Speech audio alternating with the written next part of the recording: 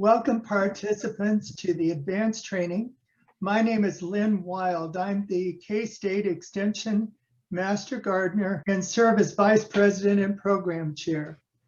Our program today is From Seeds to Table, Growing Your Own Food, presented by Nancy Chapman. And now it's my privilege to introduce our speaker, Nancy Chapman.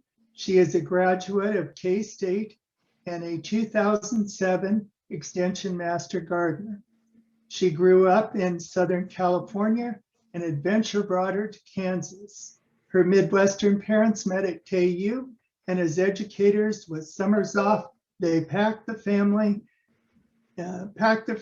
Impala station wagon and visited state and national parks, winding their way to friends and family in Nebraska and South Dakota. She loves learning and teaching others about growing vegetables and fruits. And today we'll be learning about the ins and outs of what to grow, how best to grow, seed selection, soil mixes and amendments, watering, harvesting, pest protection, resources, and much more. Take it away, Nancy. All right, so I have, that was quite a plethora of things I said I'd talk about. So I thought, oh, and that's probably a multitude of several little snippets of talks I've given. So I've copied and pasted, and so it's a kind of a long presentation. So if you can hold your questions to the end, or you could type them into the chat, because Lynn may be able to, either of the Lyns may be able to answer them as I'm going along. Okay, so we're going to talk about growing vegetables in Kansas, and a lot about anything, whether it's vegetables or flowers, has to do with and how well they do with the soil. So I'm going to talk a bit about soil in parts of this presentation, so you can apply it to almost anything. But it's really important to know, because if you can amend your soil with compost and get your pH to your soil tests and stuff, then you will be more successful at growing vegetables versus being unsuccessful and not knowing why. This is really going to help you. So we're going to cover a few things about getting started, where to plant, getting a soil test, improving your soil structure, when and what to plant, how to plant, some quick tips on plant purchases, and some maintenance. So choose the right site. Most vegetables, there's a few more in the lettuce and greens family that maybe could take a little bit of shade, but for the most part, vegetables are full sun plants. So they need at least 6 to 8 hours of sunlight. If you don't have that, because you've got a shady backyard, but you have a sunny driveway, that's where you can use containers, and you can even do a raised bed on your driveway. So we'll show some examples of that. You need to protect your plants from the hot summer winds if you can, and be close to a water source. That's probably really important in that, especially when we get hot, everything needs to be watered. And if you have to turn the water on at the house and pull that hose out 100 feet or 150 feet way to the corner of the backyard, you're probably not going to do it as often as if you planted closer to the source. Now, I do have my garden way out in the back, but I have some dedicated hoses that I have run from my water spigot and then run them around the edge of the yard along the fence line way to the back, so that I don't constantly have to be dragging a hose. I can just turn it on and off. So, and the best way to avoid diseases from all plants, but especially your vegetable plants, is to keep them watered and keep them in a good, and just keep them in the right place. So make a plan. So how large of a space do you have, and what do you want to grow? Now, if you've not been a vegetable gardener before, it's probably easiest to grow some of the tried and trues like tomatoes and peppers and cucumbers, but do grow something that you like. Don't think you're going to start with mouse melons or parsnips because you just want to know what they taste like. And your family just, you grow them and then your family says, I'm not going to eat that. So start out with something that that everybody will eat and you'll just enjoy it more. And then how much space do the plants need? Read the tag, because it will say on there whether you need to space plants 18 inches apart or whether you're going to space them 2 or 3 inches apart. So you need to kind of, in your calculation, know how much you're going to want to eat and how many plants will fit in that. And then also calculate when you will, when you're going to plant, when you're going to water, when you're going to weed. Because if you say, well, gee, I'm going on vacation and I won't be back for 3 weeks, you're either going to have to find somebody else to water and weed for you and to harvest your produce, or maybe you can say, gee, this year, because of that, I'm just going to do a fall garden. So be sure you kind of know how things are going to go, what your lifestyle is going to be for the time that you're going to have this garden going. So, and how much space do you have? You can grow in the ground, you can grow in raised beds, in containers. Vertical gardening is something that's becoming more popular. And so you will find plants like green beans where you'll find a Kentucky Wonder pole, which means that it will grow vertically up a pole. And you'll find Kentucky Wonder bush beans also where they're just a bush that's maybe 18 inches tall. So if you're short on space, you might look for varieties that do more vertical. And you can also grow in a community garden. This has become very popular. The pluses and negatives of a community garden are, you do have to set aside a time to go there, but there's a lot of camaraderie. And if you're a new gardener that you need help with somebody who can say, will you come over here and tell me what this bug is, or tell me why this leaf is curling, or your tomatoes look so good, what are you doing that I'm not doing? It gives you some instant one-on-one feedback. If for some reason it's a community garden where there are no rules about how many weeds there are, or no rules about spraying, with synthetic chemicals, and it's a windy day and somebody's spraying and it drifts onto your plot, you won't know that, and it may be a chemical or something that's you shouldn't harvest for a day or two, and you're harvesting that day. So there's pluses and minuses to that. So we all wish that our garden will look like this. I wish mine looked like this, but so this is somebody who had a lot of time to do a lot of high maintenance in their garden, and they're planting directly into the soil. So this is something that everything in this garden that I see is an annual. So every fall, they clean it up. Maybe the leaves that you see down here by these onions, those get tilled into the soil and it rests for the winter, and then they start again the next year. What's becoming more popular, I think, are raised beds, a lot because we have clay soils here, and people don't like the clay soils, though you can, with lots of compost, amend them, and they're really just fine. That's the way I don't garden in a raised bed. I garden in the soil, but I have a lot of compost and soil amendments that I put in, organic amendments. But raised beds, it has a nice defined look to it.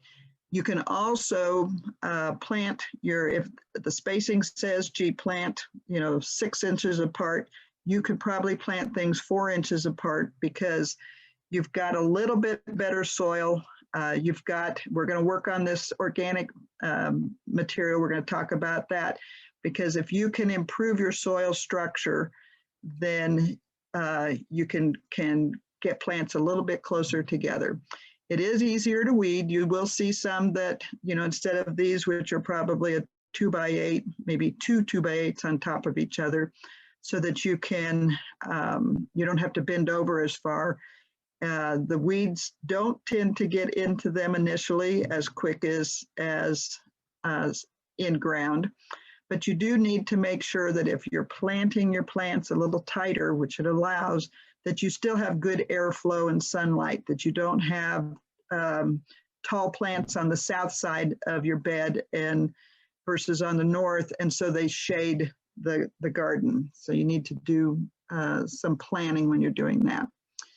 Containers are also becoming really popular because you can put your plants wherever you want it, and you can pot them up whatever you want. The biggest expense for this is the initial potting media that you put into it, because you're not going to dig dirt out of the soil, out of your native backyard. You're actually going to buy some kind of potting mix and put it in. So that can be expensive to start with. It is something that you don't get rid of it every year. You can dump half of it out and refresh it, the next year with new, by adding 50% more and renewing it that way. If you have something as tall as like these trash cans over here, it may be something that you leave the bottom half of soil there just for good drainage, but that the roots are really not going that deep in that trash can. They may have, those are peppers too. And so you're just refreshing the top. So soilless mixtures, because our native soil has a lot of nutrients in it, especially the micronutrients like, calcium and molybdenum and just all my brain, I'm getting old, so sometimes my brain doesn't work, but a lot of the micro ones. And the macros are your nitrogen, phosphorus, and potassium. So you're going to renew those, but and you're going to probably get those in a fertilizer, but in the in-ground, it's all there. And so you don't have to have some type of fertility in order to add it to your in-ground soil, but in a soilless, you will have to have some type of fertility in it. Most soil mixes, and they're called soilless because there actually is no soil. There's no mineral base to it. They're bark or peat. Forest product compost is what it says a lot. So that's going to probably be from the lumber industry, where you've got sawdust and bark that comes off the trees before they're turned into 2x4s, perlite, vermiculite. There's usually lime added also because the pH of the peat is a little acidic, and so they're trying to balance that back out. And then they add a slow release fertilizer. So that's where you'll see in your Miracle Grows and stuff where it says it has 3 to 4 months of fertility at most. That is if you read it, it says at most and not at least, because different parts of the country, depending on how hot it is and how often you have to water, that fertilizer will be used up quicker. The hotter it is and the more you water. And so if you're in the north, if you're in Minnesota where it's a little cooler and you don't have to water as much, that fertility will probably last longer in that soilless mixture than if you're in our heat where we're watering all the time. So what can you grow in containers? Vegetable-wise, you can grow almost anything. The cucumber, you need to look for a variety. If you're actually in a container, you're not going to want to grow the Kentucky Wonder pole bean because it will get so tall that you'll have trouble keeping it from tipping over. If you're growing tomatoes and peppers, pick a variety that instead of being an indeterminate variety that continues to grow and grow like Jetstar, you're going to pick something like Celebrity that is determinate and it grows to a certain height and then it stops and it finishes out all of its tomatoes. So you're going to see as you look at the catalogs or you read the packets in the store that breeders are tending to, the breeding companies are making more bush varieties in order for people who are in apartments or who just, there's not, 2 adults and 5 kids anymore. There's just you, or there's just you and your significant other. And so you don't need as much produce, but you still want that homegrown tomato or that homegrown pepper. And so they fit nicely into a container. So just a couple common mistakes that this was an article that Dennis Patton, our horticulture agent, wrote. Usually you see them in the Star. This was from a year ago, and he said the common complaints or mistakes that you do get for container gardening. And this is whether it's vegetables or something else, but it's more written for vegetables. One is the container is too small. In order for that plant to be able to get big enough to be able to fruit and give you the product that you want, it needs to have a lot of volume for the roots.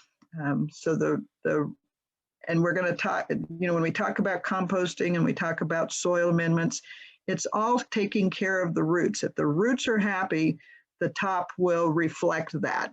But if the roots are struggling, and there's just not enough, because that's what's bringing the moisture up into the plant. That's what's bringing the nutrients up into the plant. If they are struggling, there's not enough roots for it, the plant will suffer. So if you have too small a container, there's not enough room for the roots.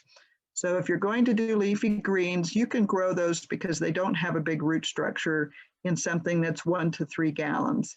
And then 3 to 5 gallons for something that like green beans, squash, the bush type cucumbers, bush type squash, and 5 to 10 gallons. So that's getting, a lot bigger for tomatoes and peppers.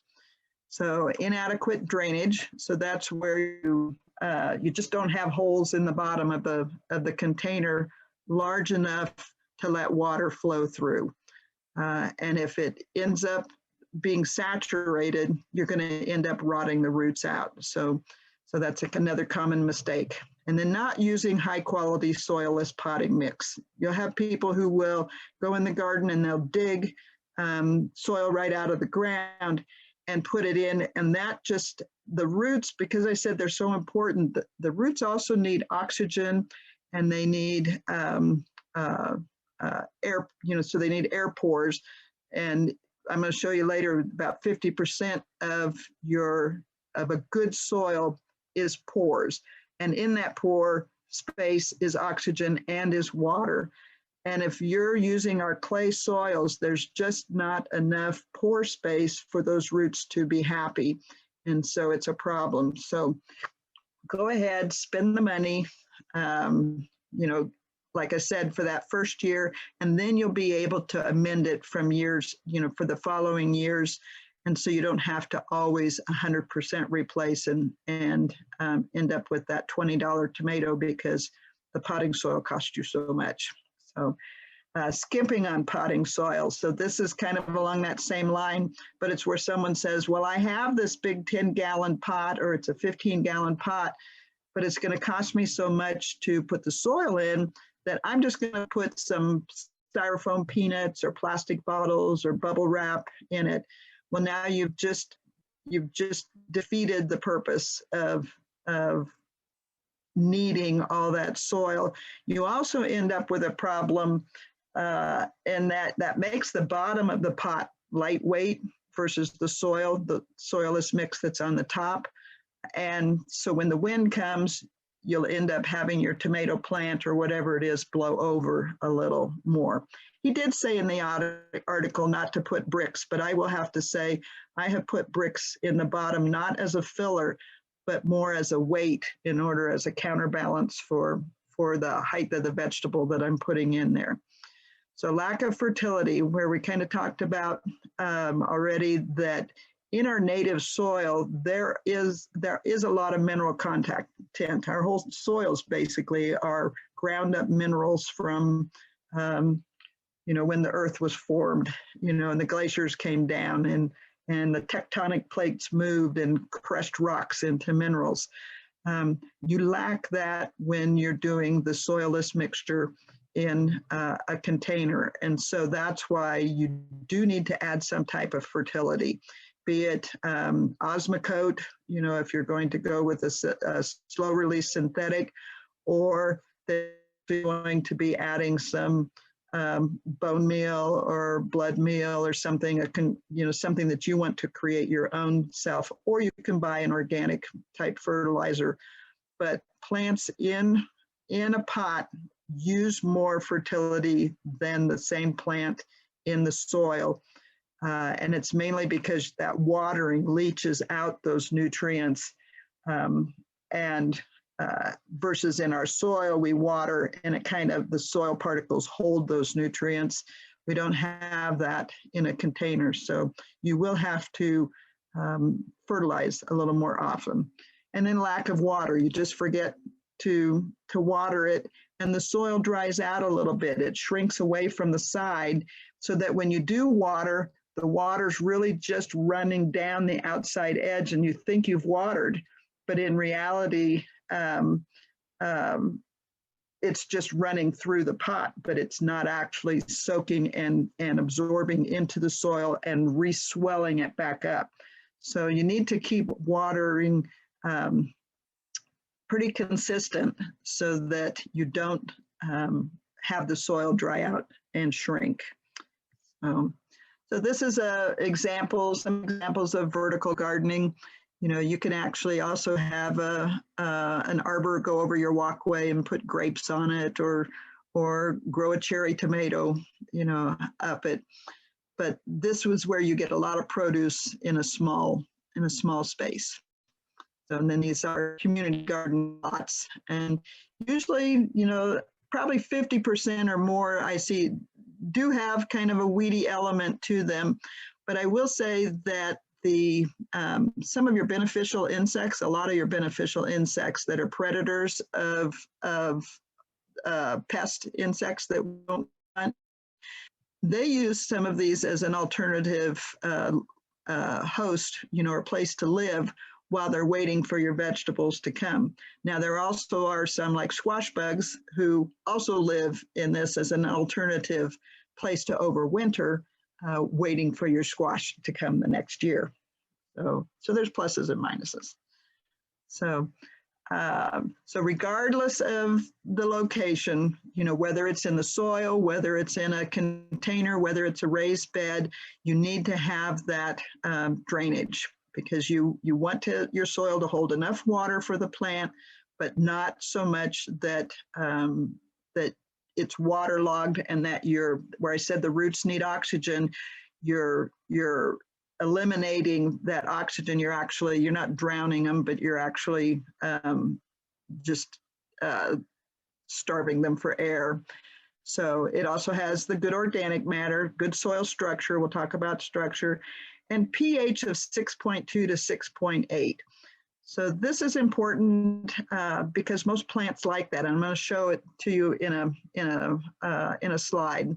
So, and then incorporate, like I said, some kind of slow release fertilizer, like an Osmocote. If you want to do organic, you've got alfalfa meal, blood meal. Those are nitrogen sources, bone meal, cotton burr. If you're going to use, this probably I wouldn't use in a container, but you might use it in, I know we use it out at one of our Extension Master Gardener gardens. One of the gardeners really likes to use the lawn fertilizer. So it's like a 3300, but you need to make sure if you're going to do that, you need very little of it at a time. And make sure it's not a weed and feed, because the weed part kills dicots, and your vegetables, except for maybe lemongrass and a few things in in the grass family, but most every vegetable is a dicot, and so the weed part of a weed and feed will kill your vegetables. So I like to a lot of times start with a little, while I'm waiting for people to gather when we're in person, with a little comic, but since we don't do that, I thought I'd throw it in the middle. So this is one of my favorites. So we're going to talk about soil a little bit more. Are there any questions, Lynn? So what is the best soil? So because people always say, well, I'm going to go to the store and I'm going to buy this, or I'm going to buy that. But before I do that, what is the best soil? So if you really, you know, and nobody has the best soil, so we try to, but this is the goal that we try to go to. So we are usually looking for, like I said earlier, a pH of 6.2 to 6.8, you know, and that's on that scale. If you ever had to, if you ever remember back to high school when you had to take basic chemistry, you did learn about the pH scale, and it's on a scale of 1 to 10, 1 to 14, 1 to 14, and 7 in the middle is basic. So down on the one side that's acidic, so that'll be your vinegars and stuff. Up at the 14s, that's going to be your basic, your alkaline things. That's going to be baking soda and stuff. And so right in the middle is 7. And plants like to be a little bit under that at that 6.2 to 6.8. They also like good structure versus texture. So texture is I've got a slide for that, so I won't talk about it, but anyway. So structure versus texture, and they want moist, well-drained soil. And it just seems like that's what 90% of all the nursery tags say, you know, and so when I give a talk and it's in person so that everybody's not muted, you know, they'll say, but you don't understand. I have clay soil, you know, how am I going to make it moist and well drained? Well, adding organic matter is the answer to that. And really adding compost, adding organic matter, whether you have sandy soil or whether you have nice loam or whether you have clay like we have, the answer is add organic matter. I should have made that one of the questions. You know, what's the number one thing you can do for your soil is add organic matter. What's the second best thing you can do for your soil is add organic matter. And it's the third one also.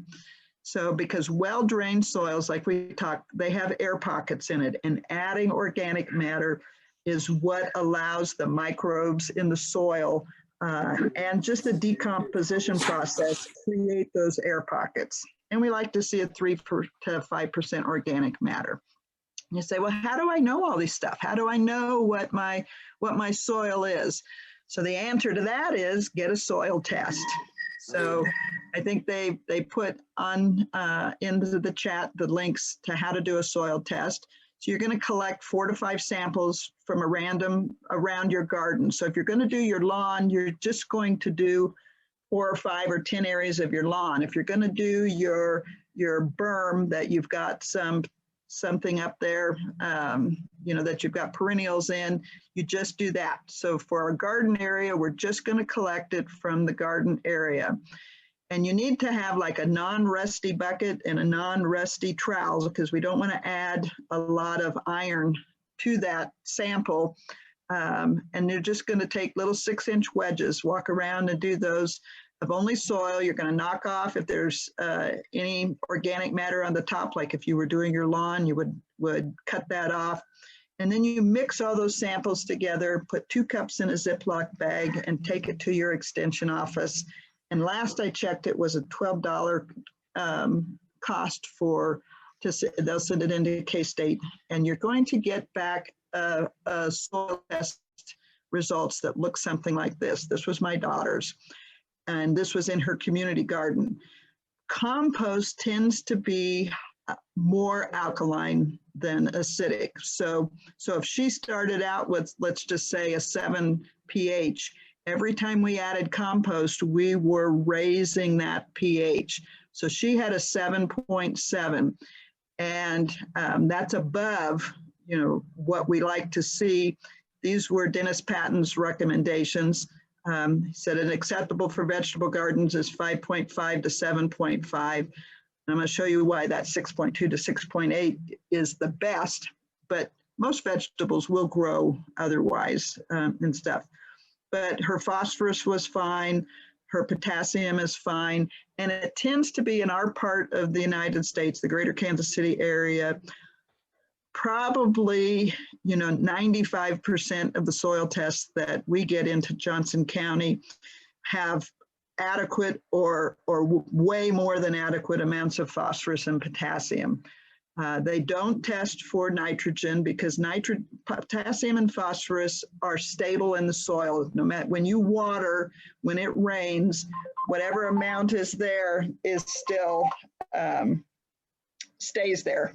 It does not, your plants don't use it in big amounts, and it doesn't leach with watering. Nitrogen does. Your plants use it in big amounts, and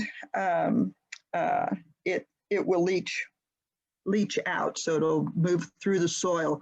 So whether you took your soil sample in and wanted a nitrogen, and then you didn't plant it for a month, that nitrogen level could be totally different than it was at the time that you sent in the sample. So, but you're going to get this, and you're going to tell them that what you're doing. This is a vegetable garden or a lawn. So here is the pH scale, 0 to 14, and what we notice is in Kansas City, our average soils are coming in this 7.5 to 8.2 up here. And remember I said the ideal is between the 6 and 7. And acid-loving plants, so your azaleas, your rhododendrons, your hollies, your blueberries, they all like it to be more closer to 5. Blueberries, 8, maybe even 4.8 to 5.3, your acid-loving plants. So if our native soil here is closer to 8 and we want to lower this pH in order for our plants to be happy, how do we do that? And so pretty much what you do is, and you'll find it in the stores, everybody, all the big box stores have it, Walmart, and everybody else, grass pad, that you add sulfur.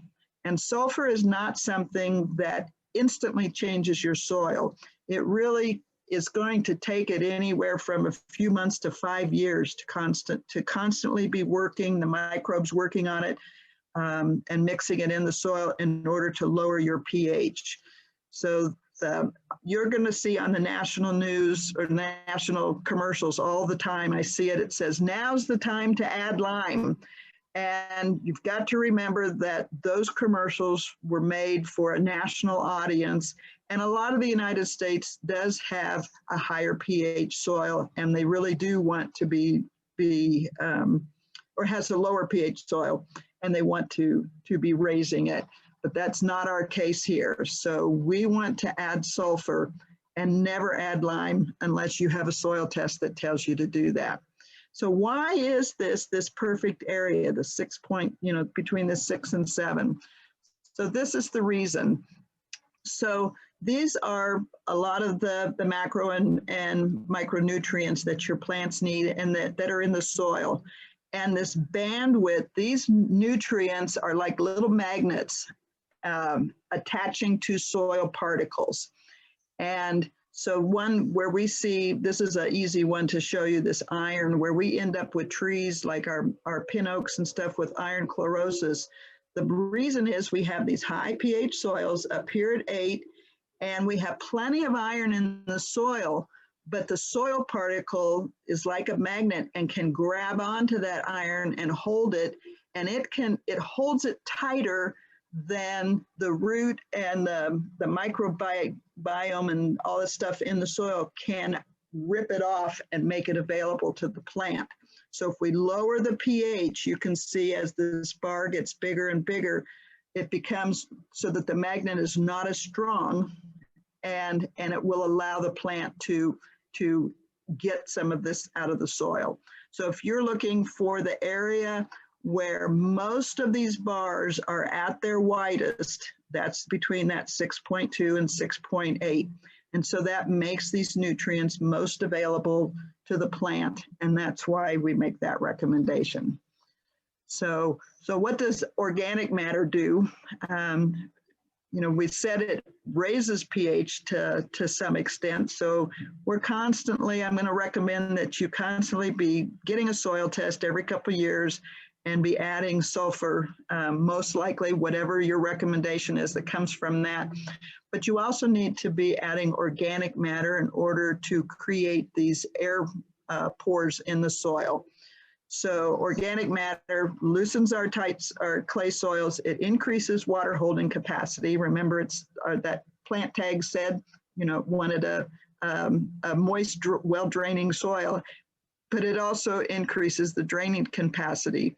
And it also, we talked about the nutrients, how it also, the higher the organic matter, the more ability for the soil to hold those nutrients so that when you put your fertilizer down, it doesn't leach through the soil. The soil is actually holding it in weight for the plant and the bacteria in the soil to change it from maybe an organic form to a form the plant likes.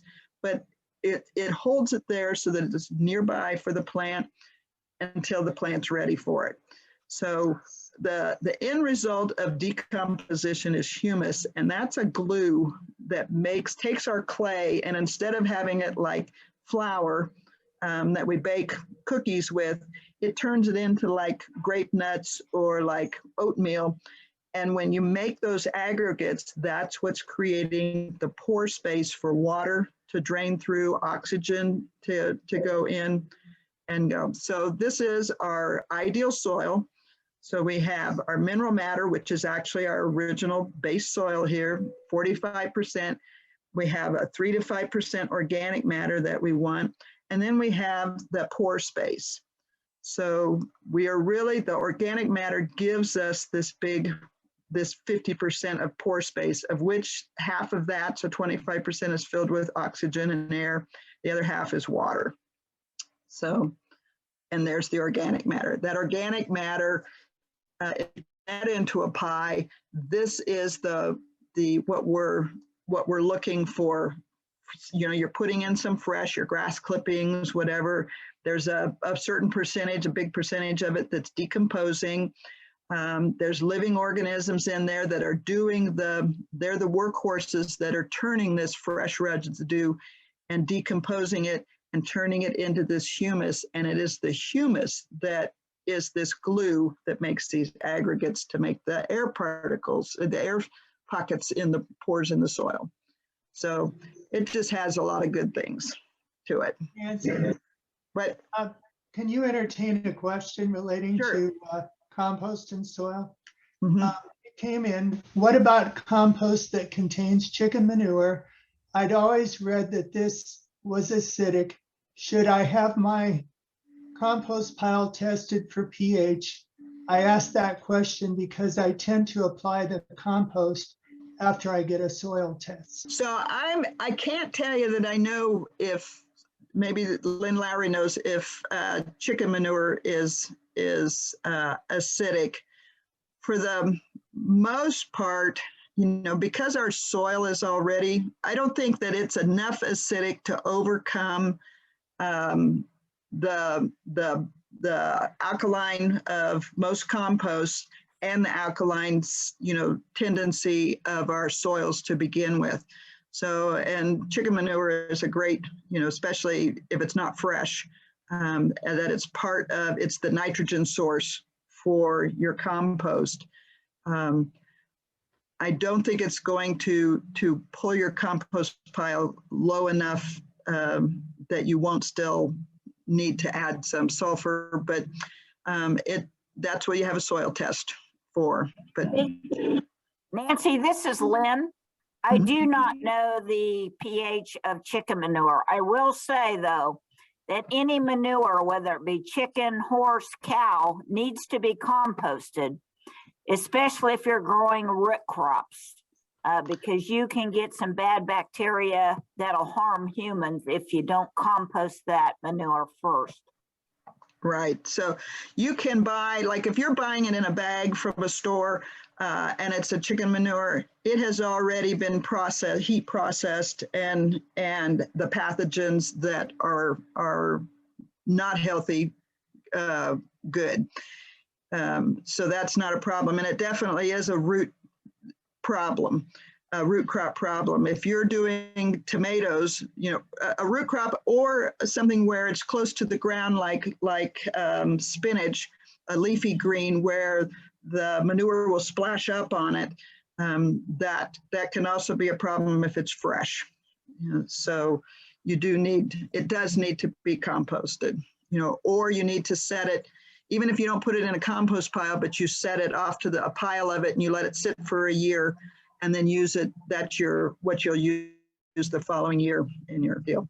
So organic matter is pretty much anything that was once living, carbon-based. You know, it can be crop residues, green manures, chopped leaves and grass, you know, and you're gonna add it either once compost is also something that you know it's done when you cannot recognize the parent material. And so when you've got it to that point, then you can use it on your garden, you know, plant it in, maybe plant it in, put it into the planting hole, or prior to putting your plant in, or you can use it as a side dressing later on because your plants are constantly going to be needing nutrients throughout the deal. So, you know, but compost is the result of bacteria, fungi, insects, worms, you know, so we have people who will say, oh my gosh, there's bugs in my compost pile. What do I do? How do I kill them? Well, no, they're there because they are the workhorses of, you know, decomposition. So, and you can see a little bit of things in here, but for the most part, you can't tell that what this parent material is, and that's when your compost is done and ready to be used in your potting soil, in your garden, you know, in your house plants, wherever you want to use it. So if you're going to add leaves in the fall, you don't need to pre-compost them. You can just turn them into it. And then over that 6 months over the winter, the bacteria and stuff will work on it and the freeze and thaw and decompose those leaves. But if you're going to be putting them in the spring, and you're going to incorporate it. There's a difference between a mulch and an amendment, but it could be the same thing. So if you're putting it as a mulch, that's something you're putting on top of the ground. And so you can use leaves and grass clippings as a mulch in your vegetable garden where you're not turning them in and it's not going to create a problem. You know, but if it's something that you're going to use an amendment into the soil, it needs to be a completed compost in the spring, because otherwise what happens is it robs the nitrogen from the soil and your plant will look chlorotic, you know, a little bit anemic because there's not enough nitrogen, because it's using composting is a carbons and nitrogens and all the bacteria process, and you'll be robbing the nitrogen in order to make a compost in the soil if it didn't start out as compost. You know, let it settle, you know, don't work your soil when it's wet. And good soil is made over years and years of time of adding organic matter. But if you are somebody, or your husband or your significant other likes to go in and have one of the Troy-Bilt rototillers, and you go in and you just till until it's a powder, you are removing all that pore space that you were putting the compost in to create. And now your plants they'll still be happy. I mean, they're still going to do well probably, but they would do better if you didn't overtill. So this is something that's very common. They can put a link into of when to plant. So there are different plants have different times of year that they're happy. And so things that we see planted here in the spring are your cool season vegetables. Things that we're seeing, you know, planted, the white part here planted when it warms up. Those are your warm season vegetables. And they just, It's just probably where they originally came from, how happy they are. So our cool season vegetables tend to be peas, lettuce, radish, onions, cabbage, broccoli, potatoes, and spinach. Those are our pretty common ones. And our warm season vegetables are green beans, sweet corn, tomato, pepper, cucumbers, and stuff. So that's why you see, because these are happier in the warm, and it has a lot to do with the soil temperature. That's why a lot of times you'll hear, gee, don't plant until Mother's Day for our part of the country. And that's because that's when our soil temperature has warmed up that the roots and the plant won't suffer. So critical, the soil temperatures are critical. So if they are cool soil temperatures, our cool season crops, you put your spinach seed into the soil and it's not going to germinate until the temperature is just where it's happy. But that seed isn't going to rot. It's going to stay there until the temperature is right. So it won't, its roots won't develop until it germinates. But it sits there and waits. The warm season crops, I had a guy, when I gave this part of a presentation at another deal, they were first-time gardeners, and in March he planted corn. And he waited, and 1st of July, he still did not have any corn. And because corn is a warm season crop, when you put that seed in the ground, it doesn't know to sit and wait. It doesn't have that programmed into its, in its little brain. And so it just rotted. And so he said, I guess you're telling me I'm not going to get any corn. And I said, no, not unless you plant new seeds. So the soil temperature is really critical, and it kind of determines what's a cool season crop and what's a warm season crop. So you'll find these on the internet where we'll say, give you the vegetables, and it will tell you what the minimum range is for the soil temperature for that plant to be happy, what the optimum range is. And so kind of look these up, and you'll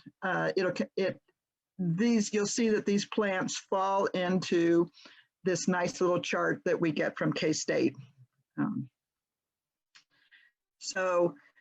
We also talk about cool season vegetables. A lot of times can take a little bit of a frost or a freeze. They can take down to a lot of times 28 degrees without being damaged. And so if you're something that's a warm season, you need to plant it at a time where the chance of a frost that's going to nip it and actually either stop it from growing or really slow it down until it recuperates, until those days of chance of a freeze are farther away. And so you'll see the closer we get to Mother's Day here, the less chance we have of a freeze date.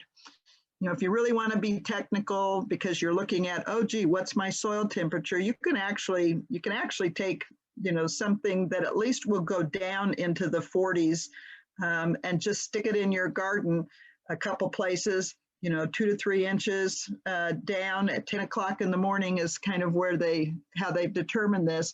And you can actually measure your soil temperature and see, okay, am I warmer here because I'm inside the city limits where it tends to be a little bit warmer with the heat, or am I out in the country and I garden down, at the bottom of a hill, so you end up with everything cooler.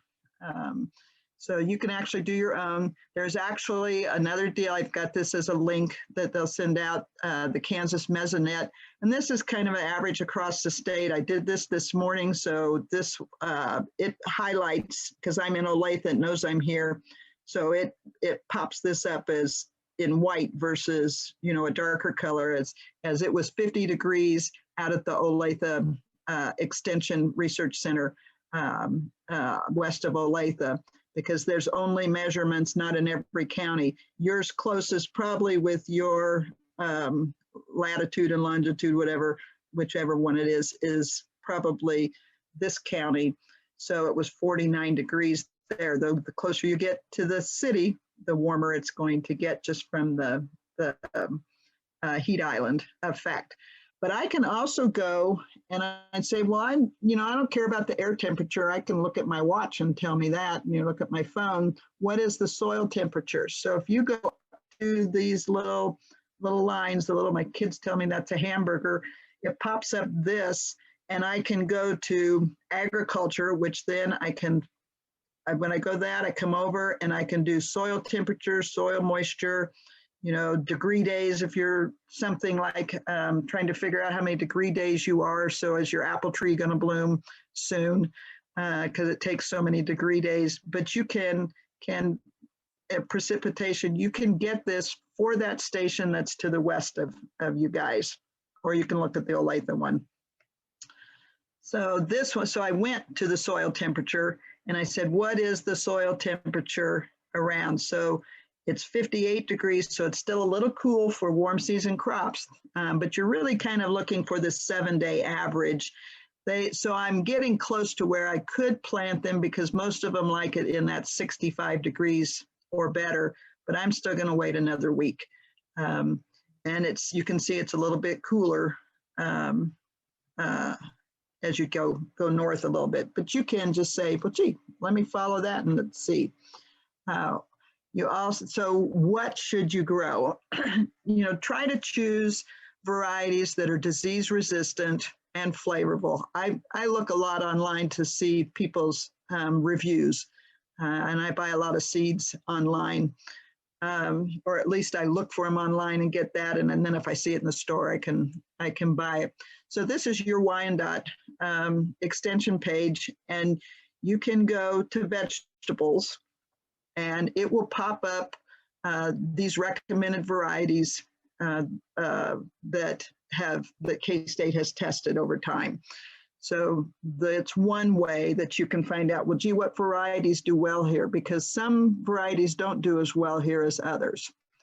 So I also am a member of the Kansas City Community Garden, not to plug them, but they are really a great source of information, and they have been helping gardeners, beginning gardeners, learn how to grow for over 30 years, 35 years.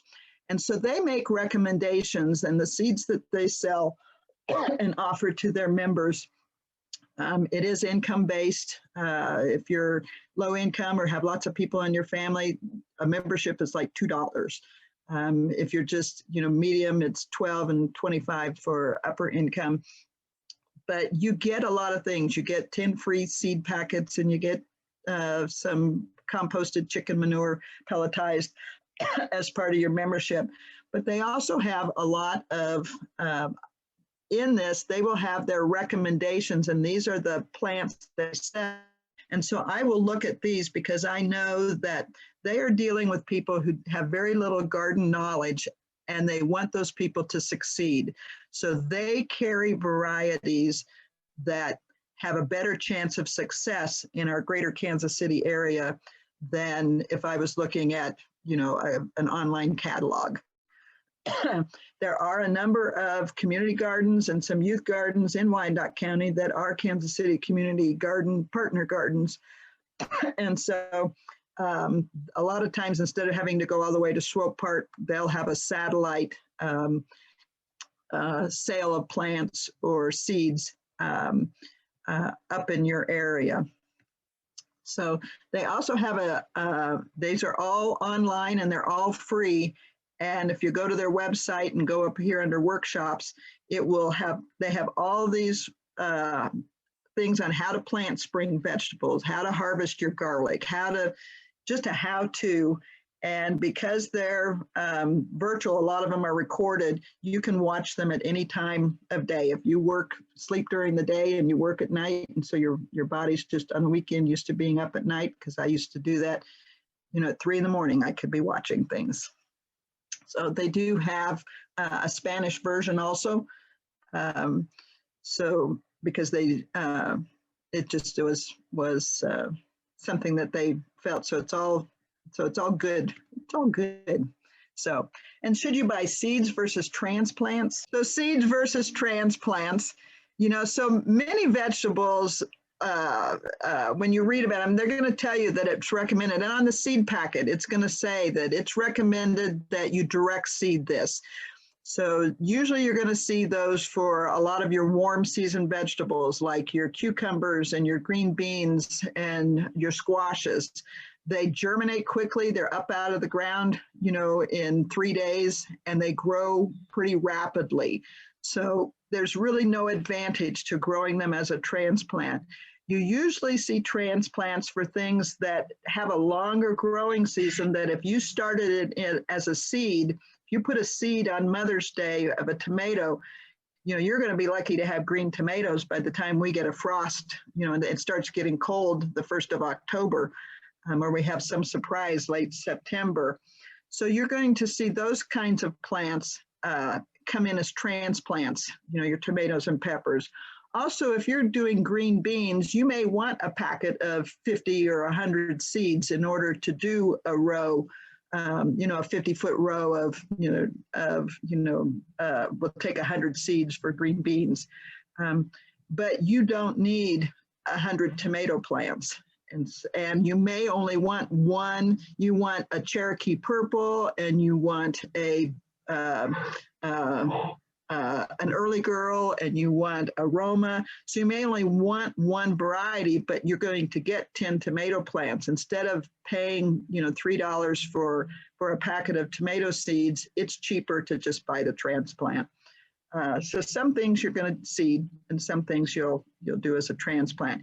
If you're going to buy seeds, there is, I didn't do it, but you can look online for the seed viability. Some seeds, if they're stored correctly, will last 5 or 6 years, and others like onions, they tell you are only a year. So you need to buy those fresh each year.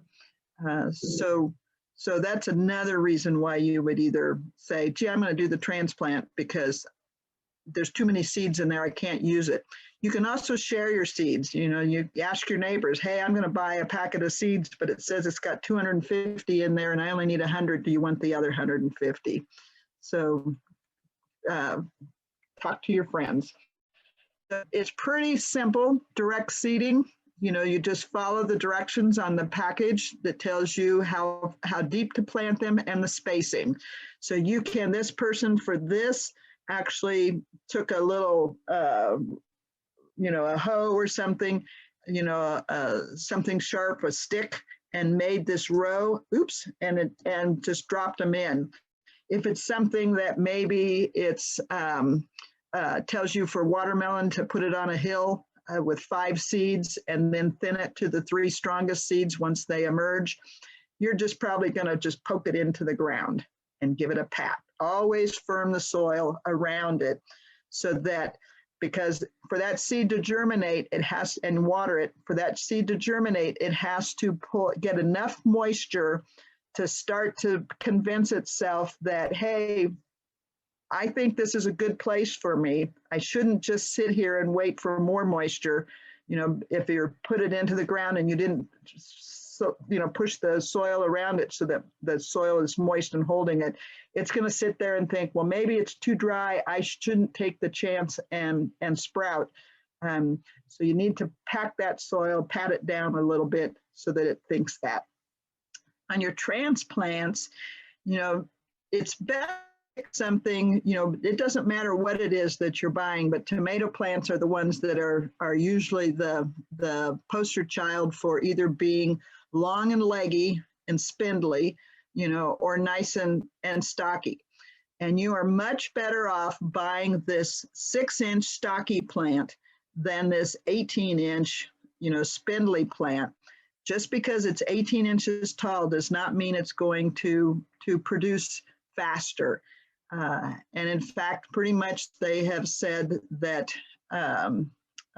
there's a lot of things that tomatoes are one where if you put them in cool soil, you just think, I'm just going to have that first, I'm going to be the first on the block with that tomato, but you put it in 3 weeks before Mother's Day, and then your neighbor put theirs in on Mother's Day, or you planted another one on Mother's Day.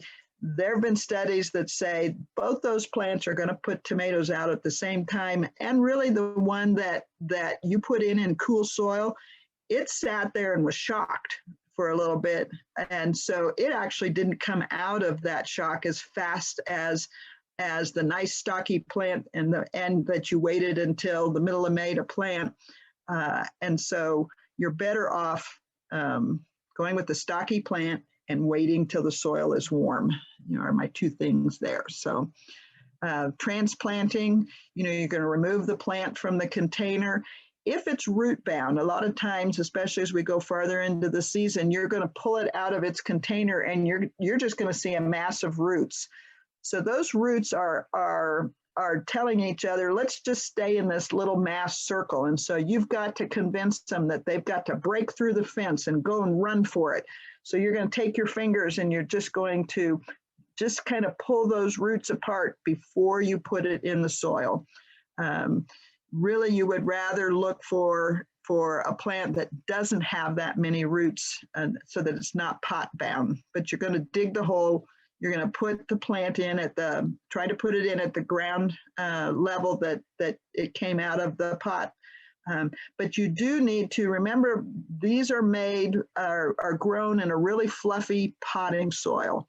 And that potting soil is used to being watered once or twice a day in order to keep it full of water. And if you let it dry out, it becomes what's called hydrophobic, where it doesn't absorb water. And so when you plant it in the ground and you leave it exposed to the air, it will dry out faster and become where it won't absorb water and as well. And the plant will suffer. So be sure that when you plant it, take a little bit of soil and get it pretty much at its level, but also put some of your actual garden soil over it so that the surface of the plant, as it was in the container, is covered so it doesn't just evaporate and wick that water out. Tomatoes are the exception. You can plant them deeper. The nutrients in soil are really only in that top, 6 to 12 inches. And that's because that's where the bacteria are because they need oxygen and moisture also. And the deeper you go, the less oxygen there is. So they're up there in that top 6 to 12 inches.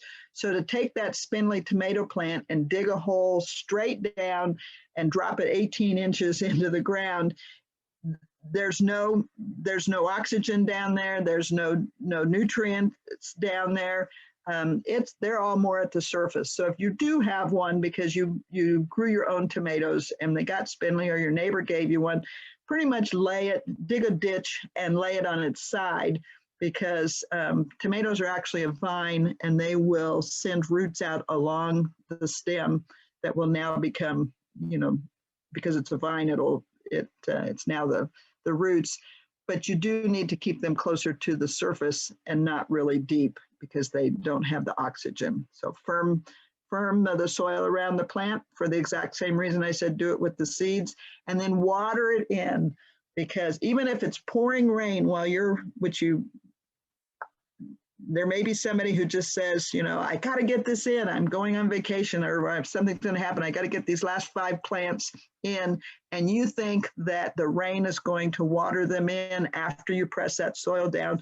It doesn't happen. So you still need to water it in, because that settles those soil particles so that they're up against each other versus having too big of air pockets in them. So vegetables, along with a lot of other plants, need approximately an inch a week. The plant may need more, and water thoroughly and not lightly. Don't, just like your lawn, don't do it where you only water a 1/4 inch. You need to get it so that water soaks in an inch or 2. And water the roots and not the leaves. So watering wise, fungal diseases, which are one of the #1 things that take a lot of our plants down, need water. They need the pathogen, they need the host, and they need moisture. So if you can remove one of those, of the 3 legs, your plant is going to be healthier. And so if you don't water the leaves, so you got the pathogen floating in the air, and you've got the host plant, your tomato plant, but you don't have the moisture, you don't have the water on the leaf, you're going to not have as much of a problem. So water the soil and not the leaves. So a lot of people use sprinklers, and watering cans, but really the best way is drip irrigation or soaker hoses, because that will get water to your garden without watering the leaves. Also on windy days, if you're using a sprinkler system, how many times do we see the wind just taking that mist, into the air? So we're spending a lot of money watering the atmosphere and not the plant. So fertility wise, I kind of mentioned before that nitrogen, phosphorus, and potassium, those are the three big things that our plants use. All the micronutrients they need. Beets need boron, other plants need a little bit, tomatoes need calcium, and phosphorus when they need, and peppers need calcium also. But the things they need in the biggest amount are nitrogen, phosphorus, and potassium. And so when you look at a label, it's going to give you three numbers, but it doesn't tell you, gee, is that nitrogen, phosphorus, or potassium? But by law, it all has to be in this order, where the first one is nitrogen, the second one is phosphorus, and the third one is potassium. So nitrogen is pretty much what we put on our grass, because we're not growing, for our lawn, or we're using it for leafy greens. Whenever we want to grow the leaf, the above ground portion, and it be a leaf, nitrogen is the nutrient that creates that the most. So, we don't need a lot of phosphorus and potassium for our lawn grass, because we're not growing seeds or flowers. We just want the leafy green. Same with your vegetables. So your chard and your collards and your mustards and your lettuces, those all like nitrogen. Nitrogen also gives that good green color. It's a building block, but it rapidly moves in and out of the soil, and the plant uses it up. So it's something that, there's a chart I'm going to show you on another slide or two, how often that you should be reapplying some kind of fertilizer, because the plant is using this up. Nitrogen is also one of the nutrients that leaches through the soil. So the more you water, the deeper it goes down in the soil, and then it becomes out of the root zone for the plant to be able to use it. So that's one reason that you need on the containers, you have to water them more, because they're above ground, they dry out more, and you're using that soilless media that dries out more. So you're also going to have to watch add some fertilizer, throughout the season, because you are leaching this nitrogen out every time you water, but you have to water because it's a necessary evil, so. Organic sources could be anything that's like a meal. So blood meal, alfalfa meal, soy meal, feather meal. Compost is there's not as much. It's maybe down instead of up in the 8 to 12, that blood meal may be. Compost tends to be more down in maybe the 2s or 3s. Green manures, those are things, your legumes, so things in that pea family. So it could be alfalfa, it could be cowpeas, things that you planted, your green beans and your regular peas. You can take those, instead of putting them in your compost pile. A lot of times I just cut them down, chop them up, and put them right back on top of the soil during the summer as a mulch, not as an amendment. But I know that the soil bacteria is going to work on it from the soil side and pull it into the soil. Phosphorus, you need phosphorus for good root growth and plant growth, for sugar metabolism. So you're going to sweetness and flavor. So it's something that is needed early in the season of the plant's life.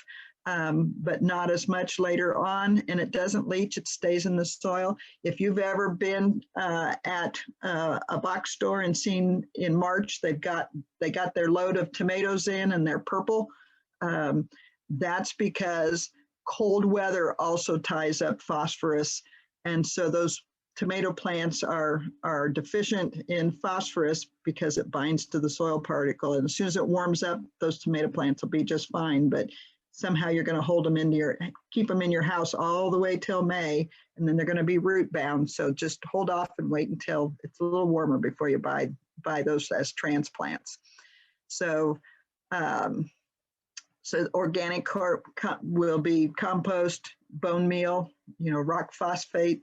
The rock phosphate is something that they say is best used in acidic soils. And remember, we have alkaline soils for the most part. But phosphorus is what you're going to do, more for your carrots and things that are a root vegetable. Potassium or potash, those are for fruit and seed development, solid stems and good stalks, bud formation. So this is what your tomatoes, anything that you're going to be eating, the actual fruit or the seed, it helps with drought tolerance and disease resistance, and it's needed later in the season. So most of our Kansas soils, you go back to having your soil test, you're going to see we have an excess of potassium. Now, organic sources are wood, ashes, green sand, rock phosphate, potash, salt, seaweeds. So we really don't have to worry about this because we have it in our soils. There are a lot of people who said, I think I should put my ashes from my fire pit into my garden. And those are very alkaline, and they will raise your soil pH where we're in our part of the country. With your soil test, most likely you're going to be wanting to lower your soil pH. So it is pretty much, I'm going to tell you, take your wood ashes and put them in the composting bag that you sit out at the curb and send to the companies that pick up, organic material for composting. So this is and I think I have the link that I gave to Lynn. This is the sources, mostly sources of nitrogen. And this was developed and we've used a lot by Greg Eystone in Riley County, and it's pretty much nitrogen sources. So it gives you the plant, but the time that's interesting that I use this more, because I would probably use more of the blood meal, so it gives an organic version. This is your lawn fertilizer, and this is ammonium sulfate, and he's using ammonium sulfate and not ammonium nitrate because that sulfur, by tying this ammonium to sulfur, that's helping us as another source to be lowering our pH. And this is what you'll commonly see the ammonium sulfate as maybe what you've got, excuse me, for blueberries or hollies. There is aluminum sulfate also, and don't use the aluminum. We don't need to be getting a lot of aluminum into our soils, but so ammonium sulfate is better, but that aluminum may be the ones that the hydrangeas like, but we're growing vegetables. What I like about this is this time of application, and so I keep this in my garden information because it tells me, if I go down here to tomatoes, it tells me 1 to 2 weeks before the first tomato ripens and 2 weeks after picking this first tomato. And then every month later, that's when I need to be giving this plant some nitrogen. So we want, especially your determinate or indeterminate plants, we don't want so much nitrogen that all we get are leaves, but we do need nitrogen, and that when that plant grows, as it grows, that's where the flowering points are coming, is on that new growth. So if we get zero growth, we're not going to get any new flowers beyond what the plant has already done. So that's why he's adding this nitrogen there, but you don't want too much because then you'll end up with leaves and no fruit. So pest control. So pest is anything that you don't want around. It could be when you were growing up, your little brother, but we didn't want him to be icided here. So pesticides, a lot of people will say, I'm going to put a pesticide on my plant. And they really mean an insecticide, because the pest just means something you don't want, and the side is something you want to kill. But it can be an insecticide, it can be an herbicide. So that's where your dandelion stuff is. Rodenticide, killing the voles in your garden. Bactericide, fungicide. And be aware that just because it's organic, it's an organic pesticide, it is still just as dangerous, almost sometimes a little more dangerous, because it may be more broad spectrum. It just hangs around the environment a little bit shorter time, and you have the best agent in the state for talking about and knowing pesticide use. So there's something, if you haven't heard of it, maybe you have and you didn't know what it was, it's called integrated pest management. And you can use it both for conventional and organic gardening. And basically what integrated pest management is you do the least harm first. If you can just cover your crop, it's a leafy green crop, so you don't need the fruit. You don't need pollinators in order to be able to make the fruit, in order to have the vegetable you want, but it's just spinach or it's lettuce. You can put a row cover over that and eliminate the rabbit that's going to come and eat it. And so instead of putting rabbit poison out, or a trap, you're just creating a physical block. And so integrated pest management is do the least harm first and then move up the chain of lethality as you try to control the problem. So there's a lot of biological controls, and don't go buy these things and let them loose in your garden, because they're just going to fly away to somebody else's house.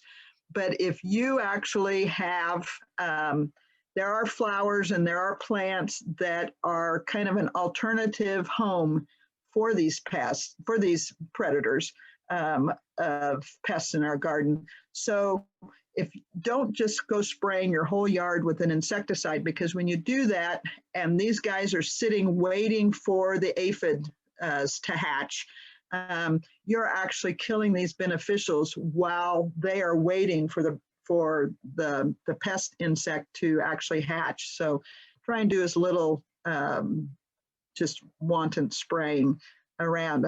I really have trouble with the mosquito people, because I've had the sprayer at my next door neighbor tell me, oh no, it's okay, ma'am, they only kill mosquitoes. And that's not true. It's pyrethrin, which is what they were using. It just kills all the insects. So also know your pests, know that, or know your these predators, know that this is a good guy, and that these parasitic wasps and things are good guys. That the ladybug will eat aphids, but so does, you're going to look at this guy and you're going to say, oh my gosh, he's so ugly, he must be bad. But he's the larva of the ladybug, and he actually eats more aphids than the adult is. So learn the good guys. And so this is a hornworm where by the time you found it on your tomato plant, it looked like this. But these are all the cocoons from the parasitic wasp. So she laid her eggs, into this caterpillar here. And then when they matured and they came through the skin in order to have their cocoons before they hatched, this is what it looked like. So leave this guy out on your plant, because every one of those is going to become a predator for some bad bug in your garden. Cultural controls. So these are back to the things you can do. If you have a healthy plant, just like if you're taking your vitamins, you're eating healthy and stuff, and you sit on the plane next to somebody with a cold, you're less likely to catch that cold than the person who just has a diet of candy bars and says, I never eat a vegetable, and they've got asthma, they've got things that are already pulling them down a little bit. They're more likely to catch that cold from the guy sitting next to them on the airplane.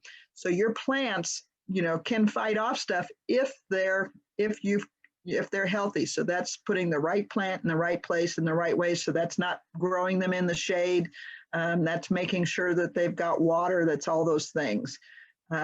So you can buy resistant varieties. This is really, you can do it with vegetables, but it's really important when you're doing fruit trees and things that are perennials, so that you don't have to spray them as much, because they're resistant to cedar apple rust.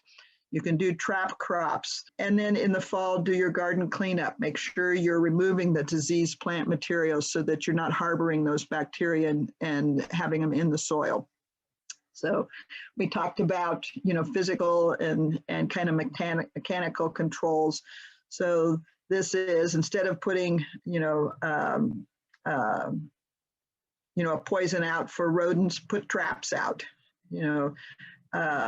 Use mulches for weed barriers. Put for birds on your small cherry tree. Use bird netting. Or a lot of things like potato bugs. Just hand pick them off. I use row cover a lot. So this one is actually on this. I don't know if it's on for a frost protection because they don't have hoops over it to be able to being able to leave it on for a long period of time. That's more a short period of time. But you have to remember, if you have them over it, and it's a crop that's not like a lettuce, and it's something that flowers, at some point in time, you have protected this, but you're going to have to open it up to allow the insects in to pollinate. So chemical controls, like I said, those, try and use those as your last deal. A lot of the new synthetic chemicals they're making them more so, like I said, the organics, they're shorter in the environment, but they're more, they kill more things. They're targeting chemicals where it only will hit this class of something. And so you don't have to use as much. The very last thing is constantly don't leave your tomatoes out there and think you'll pick them next week, or your green beans. If it's something that came from a flower, the plant's desire is to make seeds and then be done with life. It's done its duty. So if you're constantly picking off the fruit, it's going to constantly flower again and try to put more fruit on, which is what we're wanting to eat. So be sure to pick regularly. So like most things that we're planting, you're going to spend more time and energy getting your soil right and creating the environment for that plant to grow than you are actually, putting the seed in the ground and growing it. And that's why for this presentation, I emphasize so much the soil. That's what's going to create your success is having good soil with good organic matter in it. Nancy, I also had one question. Is there a good resource for flowers which will be alternate homes for predator insects? There is. I did not put it in my resource stuff, but but I know you can Google that, and it's becoming more. Probably 10 years ago, there was not that information, but definitely with the bigger push for growing natives, and we're seeing more. And if you would Google the word farmscaping, FARMSCAPING, so instead of landscaping, farmscaping, that's one of the terms that's used for planting. It's more mustards and stuff, but planting what kind of plants are attractive to the beneficials. I will give just a few quick hints while Lynn's finishing that. You need every one of these silks on a corn comes down to create a seed. So you need to, in order for corn to pollinate, they have to be tucked close together. So don't make one long row of corn. Plant your corn in blocks. And then for things like carrots and sweet potatoes, if you want nice straight produce, you really have to have soil with no obstacles, no rocks, no anything in it, so that, because once it hits even the slightest big dirt clod, most of our soils can be improved by adding lime. So that is where we looked at that pH sign, that pH deal, and most of our soils need sulfur, but it needs to you need a soil test, because there are a few people that may need lime, but for the most part, we need sulfur. We use a lot of newspaper and straw for our mulches in our garden. So I just try to use anything that's available. We did notice, my son did a study where he took newspaper and he said one was too thin, it didn't stop the weeds. 3 or 4 was too thick, it didn't decompose by the end of the year, and then you ended up with newspapers in your, blowing in your yard. But 2 was just right, for doing that. Here's the garden guide that they did the link for. How to grow everything, tips on growing every vegetable are in this, and it's online for free. The link's down at the bottom of this, but it's also should be in the chat. But I really highly recommend for our area of the country that you download this garden guide. So also on the K-State website, they've got a whole bunch of specific topics. Okay, you want to grow asparagus, everything you need to know about that. So that's one of those links. And then these are your perennial small fruits and vegetables that you can fit in your garden, and you really do need to plan where you want to put those. So and I know you guys can do it. I have one last question.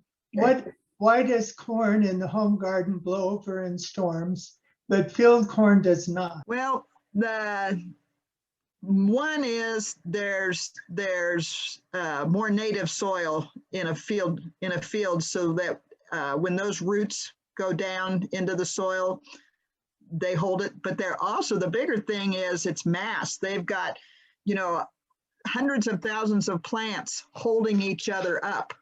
And so if it's going to blow over a little bit, it might just be at the edge. The field corn only grows 2 ears per plant. And our sweet corn that we put in our gardens grows 4 or 5, ears per plant. So you've got a heavier top on our sweet corn.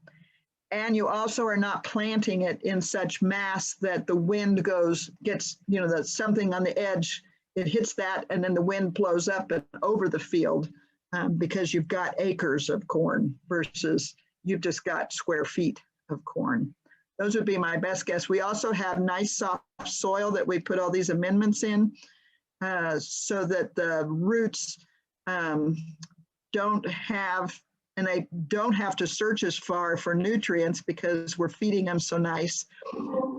So they can stay home a little closer, so they don't have that structure to be able to hold them up as much either. Those would be my guesses. Well, thank you, Nancy, for a wonderful presentation.